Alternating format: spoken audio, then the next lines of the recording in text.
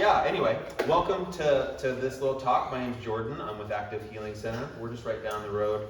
Many of you know where we are, familiar faces, but today we're going to talk about the 4 stages of healing, kind of how to heal just about anything with 4 stages. We're going to go into it more than that. I realized one of the things that we were talking about, or that I was thinking about when presenting this, is we're thinking about healing injuries, or dealing even with just little niggling aches and pains, or just kind of having an overall idea of what to do with injuries. But one thing that we see is most of the people that come and see us are in what we would call the chronic phase of injury, which is something that's been there for at least a couple weeks, usually weeks, months, if not years. And I was realizing before I start talking about injuries, let's also talk briefly about acute injuries. And so those are things that, you just twisted your ankle, you started the lawnmower and you had the sharp pain in your back, but that's not really something that's happened to you before, kind of that days to weeks type of a situation. So that's more the acute phase of injury. And everybody knows about this thing called like RICE, when you have an acute injury, RICE, rest, inflammation. I'm a visual person. Rest, inflammation, she's going to read out. Ice, yes, thank you, compression, elevation. So it turns out RICE isn't even actually completely correct. And now they have a new one, meat. So, and as you can see on there, so we've got movement, exercise, movement, exercise, what's the A? Alcohol. Perfect. Alcohol. Analgesics, which I thought was an interesting one, and then treatment. So to me, they're all kind of right. I don't think that that one is right and one is wrong. What we see is when someone has an acute injury, like you just did the thing, there's swelling, there's pain, so you want to rest it. And so that's the R and the RICE. And then there's the movement and the meat. And those sound different, but it's really not. You just want, what movement is saying is, let's just move it in the pain-free range. Let's move it gently. Let's feel our bodies and then not go into the pain levels. So then the next thing we've got, and this kind of just, none of these are an exact, R to M, and see, I can't do these. I'm such a visual learner. Thank you. R to M and I to E. Because what we're looking about with the ice, the compression and the elevation, that's basically like, let it calm down. Let's deal with some of the inflammatory changes. And by the way, the compression and the elevation, I think that those are probably the least important on the RICE scale. So it's mostly just rest and get some of the ice in there too. But what's interesting is the analgesics one was kind of surprising to me, and where this whole meat thing is coming from is they're trying to be evidence-based in how they look at things. Let's do all these studies and see, do people who do RICE heal faster, or do people who do meat heal faster? And I think that evidence-based therapy or treatment is good, but it has its limitations because all studies can be flawed. So I think what each of us has to do is kind of figure out our own way of doing it. I think if you control the inflammation, you rest it, you don't move it into pain, you start to exercise, meaning start to strengthen it a little bit once it's ready, and then get some treatment if it's not getting better. I think that's kind of the best way to consume that. But I wasn't necessarily super aware of the meat thing, so it came across my purview as I was researching, and I wanted to share that with you. So now that I've completely confused all of you about both of them, we can move on. So let's talk a little bit about these 4 stages. So we're really talking more about injuries that have been here for a while. They're still going to be true even for the acute injuries, but let's just talk about them. You've got your little infographic, and some of you have been with us, you've encountered them before, but phase 1 or stage 1 is get rid of that pain and stiffness. Phase 2 is get it strong. Phase 3 is get back to the fun stuff. And then phase 4 is make it stick, make it permanent, so you don't go back to phase 1, the pain and the stiffness. And if you think about an acute injury, that's probably true. Like pain and stiffness, yeah, let it calm down. Phase 2, strengthen, yeah, eventually once it's ready, start moving that area again, and then get back to your activities. And when we say stage 3, do fun stuff, we're really talking about starting easy. So there's some ways to go through each of these, and maybe we can just dig down into each one of these just a little bit. Before we do that, I'm actually going to go to the end of your little handouts there, and I want to go over some of these principles, because I think that I hope that these 4 stages make sense in and of themselves, and we're going to talk about sort of how to do each one of those. But before we dig into those, let's just see if maybe we answer some of the questions just with some of these principles. So one of the things that I see in my clients and in myself as I'm getting older too is that as we change, our tissues change. So in the past, what worked doesn't necessarily work anymore. Before, I could take 2 months off of working out, then I could go back in and, oh yeah, I'll go easy today. Whoa, and then we really go for it, and then we're okay. So we're fine with that in our 20s. And when I'm in my 50s, it's not that I can't still do some of those same things, or maybe all of those same things, but my tissues are different. And so usually what this means is there's an element of intensity that we have to slowly get back up to, and then anything that's ballistic. And what I mean by ballistic is quick loading those tissues. Our more well-seasoned tissues don't do well with ballistic things, turns out, unless we start to lead up to those. So that's where it becomes the hare or the tortoise kind of a thing. As I'm healing, as I'm getting back to things, even as I'm healthy and I'm just progressing my workout routine, I'm going from the basic exercise, chair yoga or exercise class to the standing one. I want to go up in stages. I want to increase a little bit, and we all know this. This isn't like groundbreaking information. It's just I'm emphasizing it because of how much I see us doing it wrong. Me too. It's start with a small intensity, have it be so boringly easy that it feels like it's almost too little. Continue with that for about a week and make sure that it's still feeling good, not just a day, and then start ramping up. And then after that week, increasing a little bit. So, I can see some of you falling asleep, but how boring that is. It's boring, but it's really useful. And so my analogy is kind of like compound interest. I think it was Einstein that said that one of the most amazing miracles of the universe is compound interest, because it goes up in such an exponential way, but it's boring. You just put a little bit of money in there, and then you wait and you let it happen. So too with our wellness. So often we can do just a little increase and then stay with that for a while, so it becomes that consistency over intensity. So that staying with it. Doesn't mean we have to be perfect, but just so often we overdo and re-injure ourselves, or and it slows that progress down. I want everybody to heal as fast as they possibly can, but like the military people say, slow is smooth and smooth is fast. I don't even know if that makes sense, but I think it does. I think it's fabulous. What else did we say there? So we already talked about the consistency, not the intensity. Not comparing. This is an interesting one too. I've been helping people in their 50s, 60s, 70s, 80s, 90s for 30 years now. People are just so different.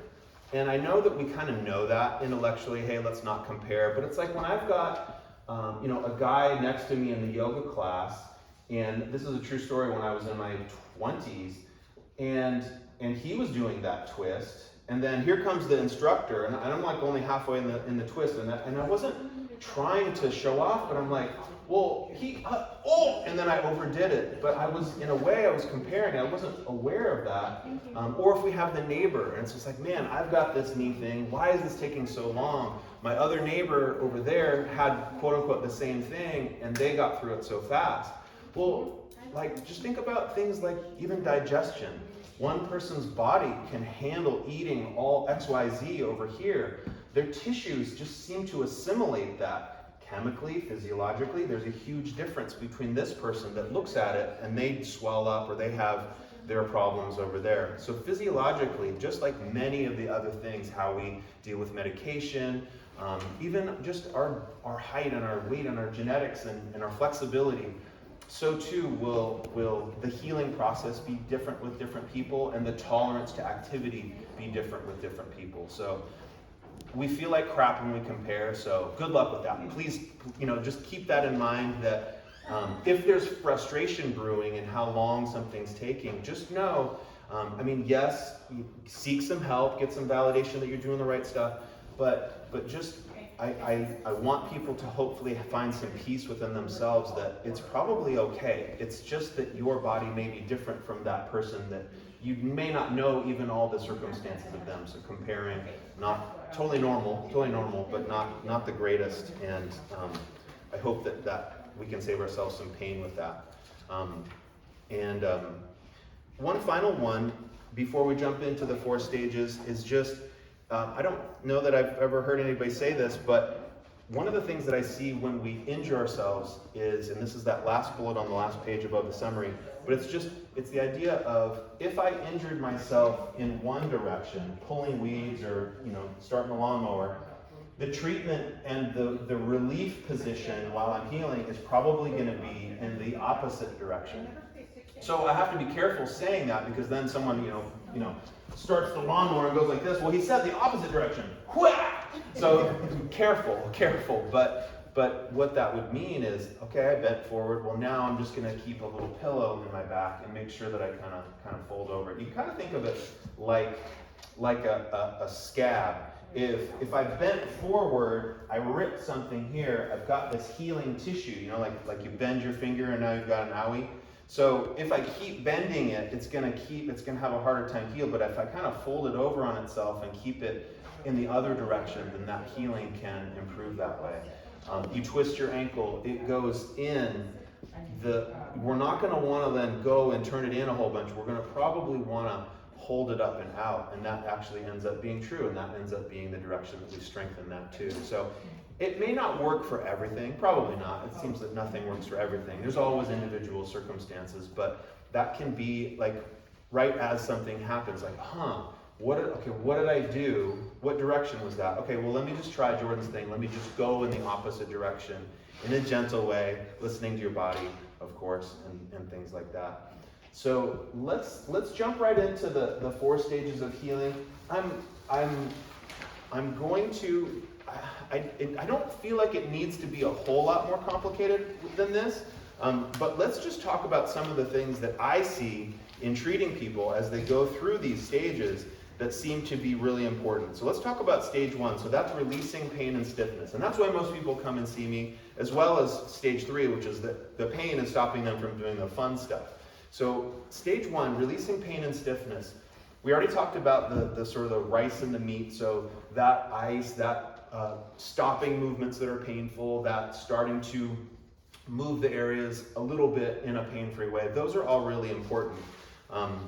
One of the big ones in stage 1 is just stopping the things that are kind of bothering it, which is really hard, because it's like, if my back is hurting me and standing is the main thing that bothers me, that gives me my pain, it's really hard to live your life without standing, and I get that. But or let me give a different example. So then we would just say, okay, don't go out of your way to stand more. Because sometimes people will come in, well, my back hurts from standing, so I'm just trying to stand more to make it stronger, to get used to it.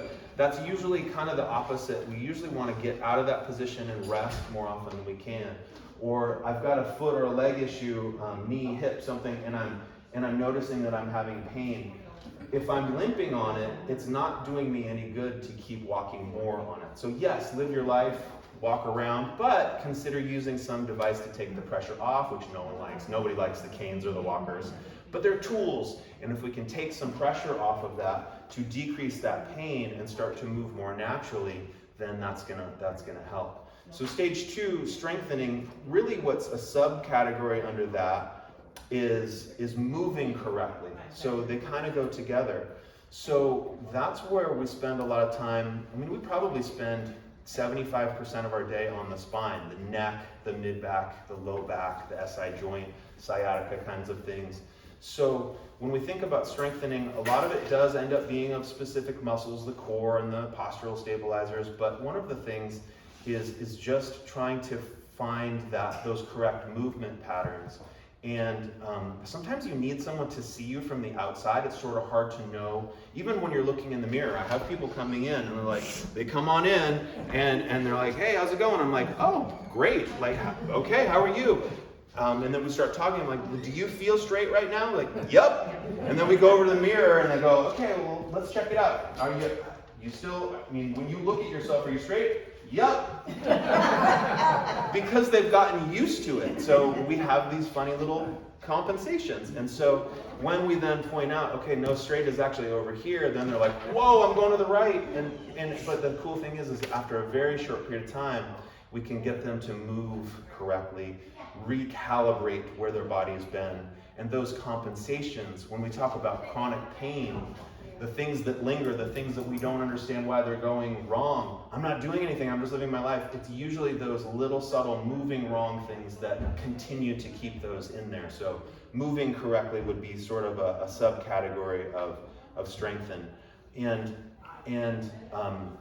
the way I'm familiar with that is me looking at them and helping them, but self-awareness can be part of that. But I guess maybe a baseline one would be, if your friends are telling you you're crooked, get someone to help you figure out how to get straight. If you're feeling yourself limping, then don't, until you correct that or find a way to correct that, don't walk more into that. If you're finding some body part scrunching up in a strange way, either see if you can find a way to correct that yourself or get some help with it. Because until we correct those things, then the injury kind of just keeps staying in the body and prolongs itself. And that's why we're here, to try to get out of that.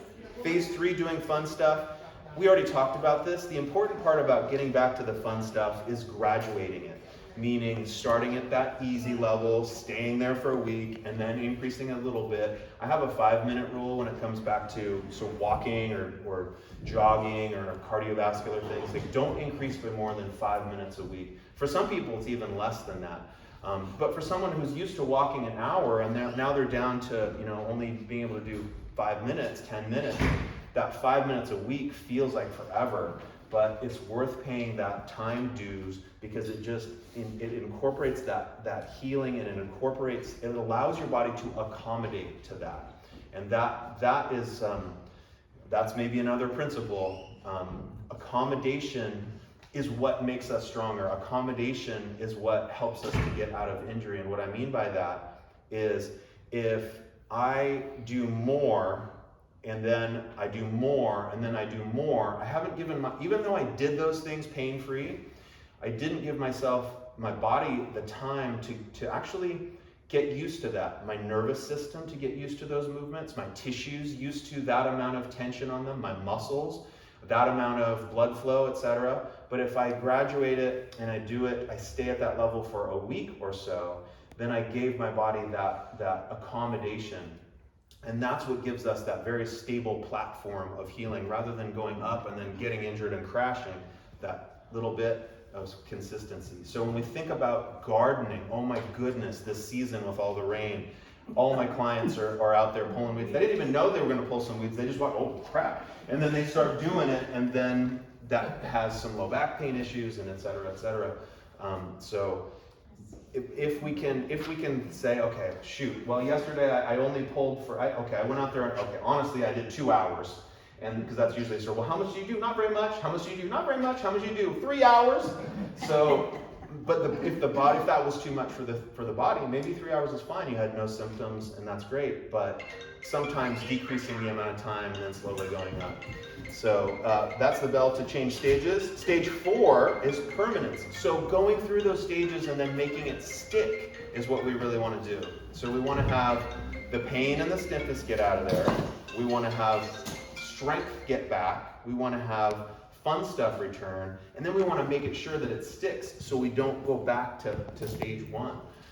So how do we do that? It's basically continue the things that got you there, and and stick with the strengthening. So when I have neck pain, and I went, so if I went through therapy, and okay, awesome, they did the massage, and like we do, and they did the traction, and they showed me these exercises, and I started pulling on the bands, and then I got back into being able to do all my chores, and I was gardening, and I was able to, whatever, use the chop saw in the garage again, and work out a little bit. Great, now I'm feeling good. Once we feel good, the things that people stop when they're done with PT is they don't stop this, like the self-massage or getting a massage. If they're a little sore, they don't stop the stretching because it feels good right in that moment. They'll usually stop the strengthening because it's like prevention. It's not sexy, it's not fun, it's not exciting. There's no there's tangible immediate gain. But if I can just say one thing, it's to keep focusing on some form of strengthening. If most of us want to live active lifestyles, which I think is a pretty standard thing, like I want to have an active lifestyle, we have to take some little actions to keep moving, and it's that whole motion is lotion, and it's a little one step above that, which is just how important that strengthening component is. And it doesn't have to be complicated, and it doesn't have to be a gym thing, but that fourth one, that permanence one, is maybe even having a little bit of an identity shift, because some people have an identity with, yes, I work out. Some people have an identity with, well, yeah, I don't really work out, but I do my yoga. But some people are like, nah, I'm just tough, and I just do my life, and I just chop wood, and I garden, and I just do it, or whatever it is. But if they don't have some kind of identity with, you know what, I'm the kind of person that stays active, and I take care of myself. I'm the kind of person that has a little exercise routine. That little teeny shift from, nah, I don't really do exercises, to, yeah, you know what, I take care of myself and I do a little exercise routine. You know, whatever it is, 5 minutes, 15 minutes, that little shift makes a big difference. So I know that's a little woo-woo, it's a little bit of mind-body, but if we have a lot of resistance, and I'll be honest, I have resistance to my home program. I'd rather do these other fun things and surf and do this other stuff. But because I see myself as someone who takes care of myself, I'm going to keep doing those little exercises. And this isn't meant to be in like a guilt way or anything like that, because I don't think that works anyway. It's just, I want to be uplifted. I want to live my life with vitality and youth as best I can. And so once we have an injury, it's keeping doing those things. So that's the nuts and the bolts of everything I really wanted to go over. I mean, the summary is basically just, if either way, if you've got an acute injury or you've got a chronic injury, doing the things that improve the pain, most importantly of which is not continuing to move into pain, moving it some, so there's strengthening, there's active range of motion, there's moving that area around in a way that either feels good or is physically getting it stronger. Sometimes those overlap. And then as you go back to your activities, go slow. Just slow and steady, slow and steady, slow and steady. It drives us crazy. I don't know about you, but patience is not most people's number one virtue. I can say that's true for me, and I'm getting some head nods. But that slow and steady, it's so boring, but it's so effective. If you get nothing else out of this, it's that as I'm injured, chronic or acute, I'm gonna listen to my body, and I'm gonna go slow and steady with it. I think that's the main deal. But that's it for today. I would love it if anybody had any questions or comments or anything like that, and we can move on. Do the 4 stages make sense? Yes? Do you think 5 minutes of exercise a day really makes a difference? 5 minutes a day of exercise, does it make a difference? 5's better than 0. Yeah, why not? Yes. I say actually enthusiastically yes. Because it depends on even what it is, but say it's walking. I'm walking 2.5 minutes over to, 2 houses away, and then 2 minutes back. You just lubricated your joints. The worst thing for arthritis isn't sports. The worst thing for arthritis is couch, because then we're not loading and unloading. Cartilage, which is what arthritis damages, is like a sponge. And so if we load it and I walk, Now I'm loading that cartilage. It's like a sponge. I squish out the dirty dishwater, and then I imbibe new, healthy, clean, soapy water. It's not really what happens, but you get the idea. So you squish it, and then we suck it in. We squish it, and we nutrients. We squish it, and we feed it. So even that little bit of motion is helping. Also, it's keeping your active range of motion of blah, blah, blah, all the joints. So yeah, 5 minutes is better. And then if 5 minutes is good, but 10 minutes would be traumatic, how many are you going to do the next day if you forced yourself to do 10 minutes? You're not going to do 0, goose egg. So 5 minutes, yay to 5 minutes. Yes. Yeah. And then the next day, don't do 20. Yeah. Do 5 for a whole week. And then maybe go up a little bit. Yeah. Yes. I just have a little comment. My dad just passed away at 97. Never used a cane or whatever. Used to swim every other day. I was so proud of him. Yes. However, I just found out about 8 months ago that every morning before after the shower he would do exercises. I never knew. Yeah. He was an engineer. And his little routine. Yes, he had a spreadsheet. Yes. Everybody wondered, how can he do all this It's genetics? But he had that routine that you brought up, and it's so important. Yes, it's such a great comment.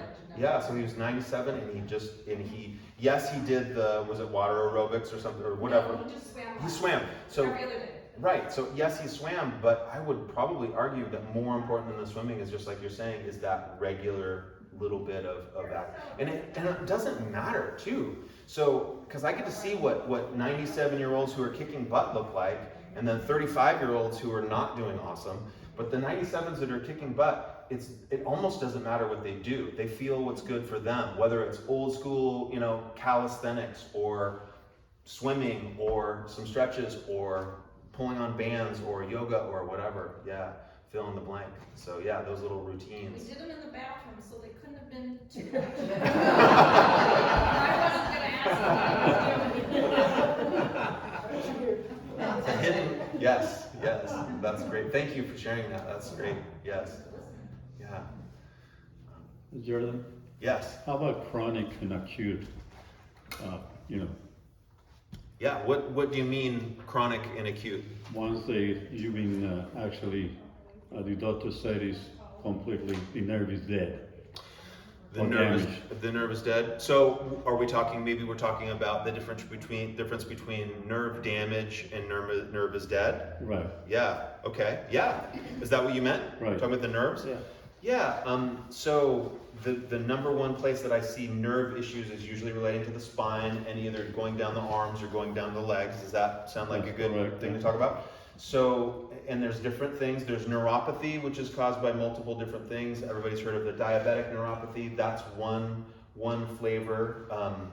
And I don't want to go into the weeds too much with that, but just very briefly, the diabetic neuropathy is one thing, and that's just simply because with all of the blood sugar, then the circulation starts to decrease, and so the nerves don't get enough blood flow, and then they start to have damage. Very specific, but that is one type. When I think about nerves damaged versus just, let's call them, it's not exactly injured, it's not exactly impaired. There's pressure to them. That's probably basically what happens with nerves that are not with something like neuropathy, where the nerve's just not getting enough nutrients. That's generally what's happening with a neuropathy. The type of nerve issues that we see would say a sciatica or a foot drop where the leg muscles are actually starting to get weak, is there's pressure onto the nerve. So if I have pressure onto the nerve, and we'll see if this answers your question. When I have pressure onto the nerve, say that's my sciatic nerve, say it's one of my lumbar vertebra nerves. It's happening here, but I'm feeling this shooting pain down the leg, or numbness down the leg, or tingling down the leg, or something just in my toes doesn't feel right, or I feel like I'm walking on cardboard. Those are your sensory nerves getting pushed on. And if I keep pushing on it long enough, now it starts to push not just on the sensory nerves, which give us pain and tingling and numbness. It starts to actually make those muscles get weak. In other words, the washing machine isn't getting the cord, those little fibers inside that cord, some of them are actually getting cut. So now the washing machine motor starts to get really sluggish and the foot starts to drop or whatever weakness starts to happen. So that's weakness from nerve potentially damage. You can reverse both of them, but if it goes long enough, then that's an issue. So, and I could explain why, we could nerd out forever on why the sensory ones happen first and then the motor ones happen later, but do we get close to answering your question? So there's the great thing about most things that we see is that the body is amazing at healing itself. And so when we have even excruciating pain, it can be reversible. We have really weird numbness and tingling in the body, wherever that is. In most cases, it can be reversible. I have people coming in, I think one person in particular, and they had a really bad neck MRI. It was like, you looked at the MRI, here's the thickness of the spinal cord, and it was like there was this thing like this, pressing right up on the spinal cord. It looked bad. Numbness, tingling, dropping things out of the hand. It was sounding like nerve damage.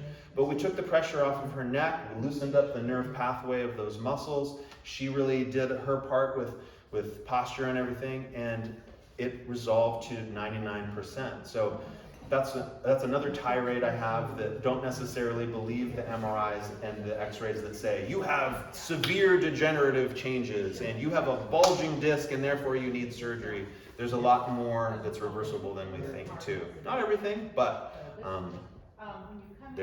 worst case, you're going to work on it, get strong, go through these phases around it. Worst case would be if someone had something like that then they had to have surgery.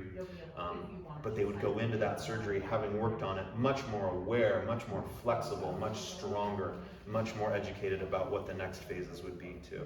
So, yeah. Yes? Is there hope for chronic tendonitis? I could be fine for 6 months and then it flares up again. Yeah, there's probably some movement pattern that's happening, that's some nerdy weird thing that you don't know you're doing. It's possible that that's happening. It's probable that there's something there. And yes, the reason that tendons get irritated is that there's something pulling on them, and usually what it is it's a muscle, because that's what happens is the muscles are the belly that expand and contract, and then they connect onto the bone via the tendon. So a tendonitis is an inflammation of that tendon. So it's either that tendon is rubbing itself incorrectly in some way, which means there's a faulty movement pattern or an alignment, or it's that muscle is just pulling over and over again a little bit too aggressively. So yeah, I mean, no guarantees, because the longer something's been there, the harder it is to get rid of it. But yeah, absolutely. Yeah, there can be hope. 20 years, yeah.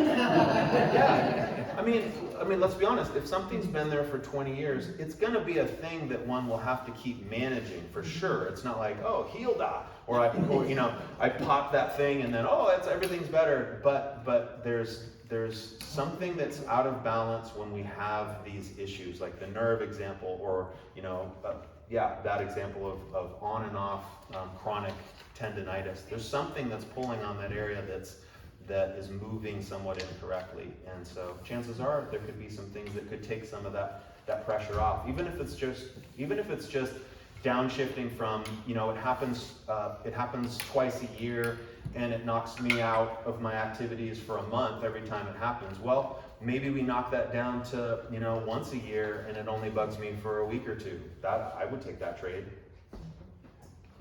Yeah. Yes.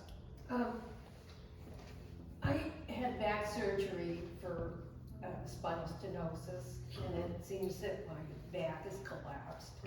And since then, I also have scoliosis.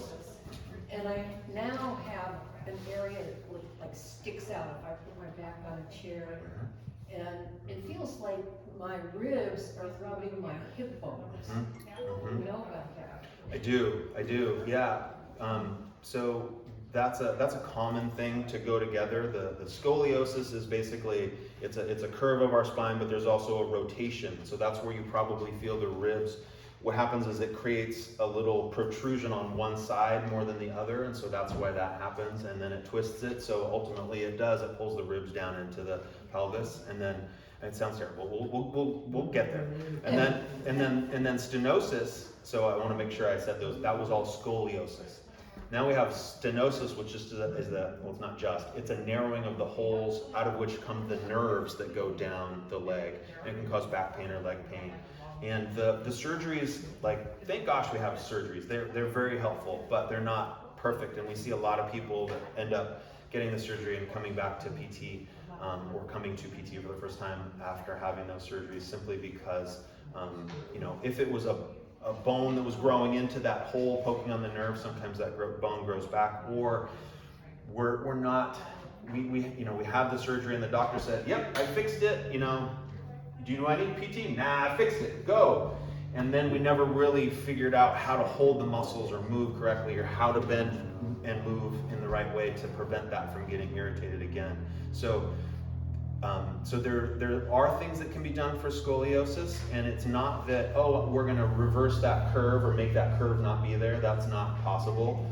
But there are things to, again, it's kind of like the tendon example too. If there's a lot of pressure over here, what's tight and what can I loosen it up? What's weak? And then I can strengthen that up and try to help support that a little bit. Sometimes braces work kind of 50-50, but the short answer is, yeah, there are things that can be done, but again, if it's been there for a long time, there's been multiple surgeries, that's something that you'll always have to manage, but that's what we help people do, manage them. So, any specific questions to that, other than that I didn't answer? Yeah, so the things with scoliosis, a lot of it ends up being postural, and there's two main parts. One is engaging the core muscles that kind of pull us in and lift us up, and then the other one is mostly the muscles that roll the shoulder blades back. Yes. And so I can ask you, oh, well, pull your tummy muscles and roll your shoulders back, and you'll be good for like a minute. But over time, you have to do exercises that strengthen those muscles, that give it a chance to have the endurance to be able to hold it. So, and then if you've got one side that's rounded here, and we've got the crunch together side, and then we've got the sort of banana side. We will want to end up doing some stretches that and I don't want you to necessarily go home and try this, but just as an illustration, I've got this banana side here. Well, I lie on my bed with a small towel roll here, and I raise my arm overhead, and so I can just gently stretch that curve out, so that then when I stand up, it's not as rigid, so we can start to loosen some of those things up. So. Right, you're probably self-correcting, so yeah. But yeah, those are some types of things. Yeah, but yeah, a lot of it's strengthening and then moving in ways that are helpful for your specific situation. Yeah, sure. Anybody else? Everybody knows how to heal everything now. Yeah. That's right. Well, and that's the T in meat is treatment. So I think probably a physical therapist wrote the meat one, and in the treatment, and everything must come through me. But I hope you guys can fix stuff on your own. That's why I'm here. I want to help everybody do that as best they can. So, any other questions? Okay. Well, I'll be hanging out for a little bit if anybody wants to talk to me personally. But thank you so much. Appreciate you guys all coming out. Thanks so much. Yeah.